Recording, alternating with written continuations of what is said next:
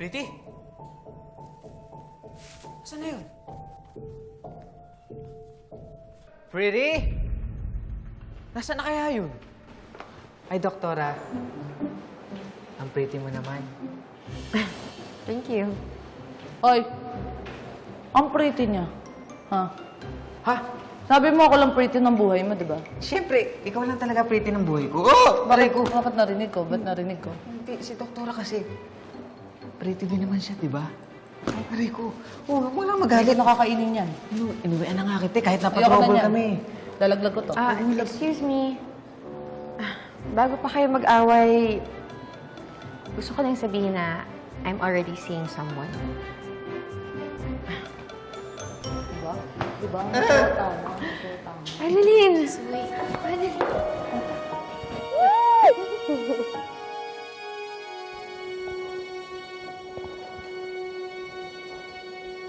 Miss, matagal pa ba? Kasi may appointment ako eh.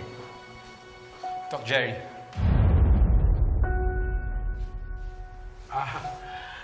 Doc Lindon. Doc RJ.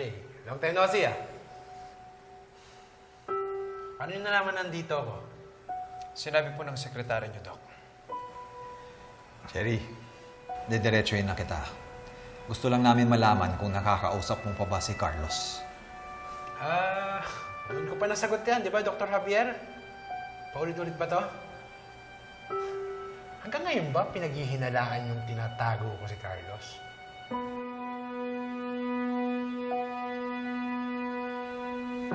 Doc, may kilala ka ba na pwedeng tumulong sa kanya? Wala eh.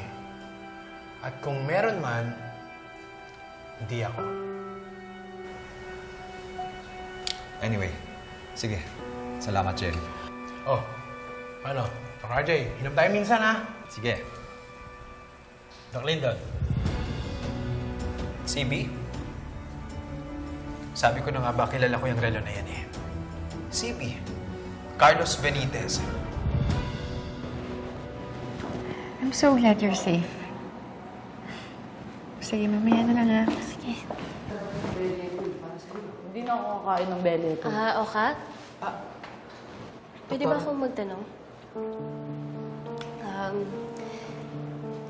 May alam ka ba kung sino yung pwedeng mastermind sa nangyari sa ating kanina? Feeling ko kasi may alam din si Elias eh. Doktora, sa pagkakataon po na yan, si Elias na lang po yung kausapin nyo. Siya po yung mas nakakaalam ng lahat eh. Yung mga nangyayari.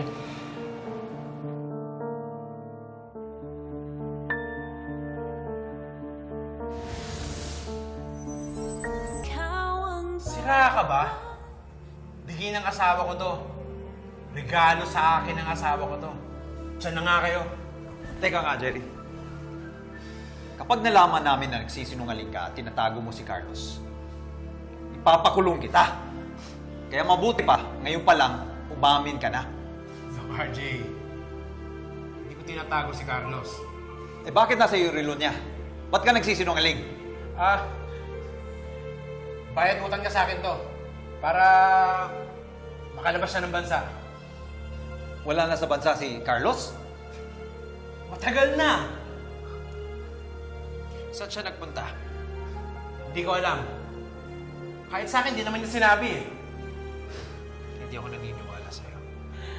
Alam nyo, kahit pitpitin nyo pa yung kamay ko at hindi na ako makapag-opera ulit, wala na si Carlos. Wala na. Diyan na nga kayo.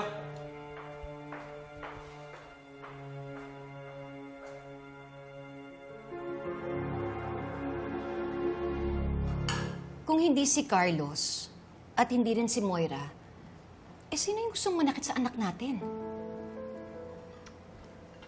Baka nga tama ang hinala ni Annalyn.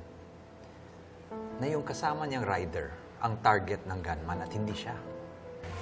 Lynette, andito si Regan. Pasok ka to. Magandang araw ho. Regan. Susan, Doc, magandang araw ho. Si Annalyn ho. Ay, naku na-extend kasi yung duty niya kaya nasa Apex pa. Ganun.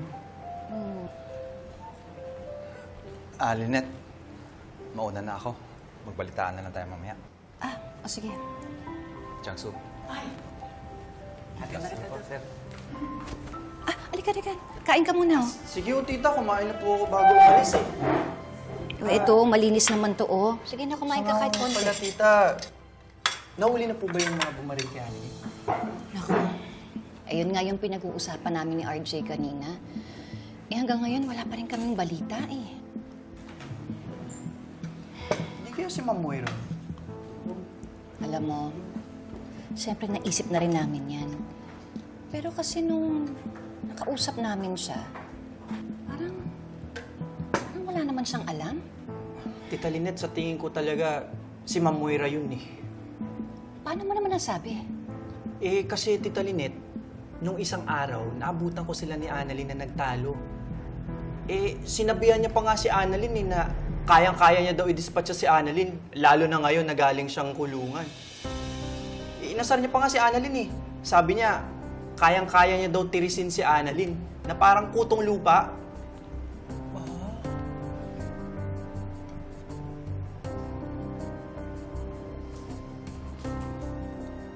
Lynette, kilalang kilala ko yung mga tingin mo na yan, ha?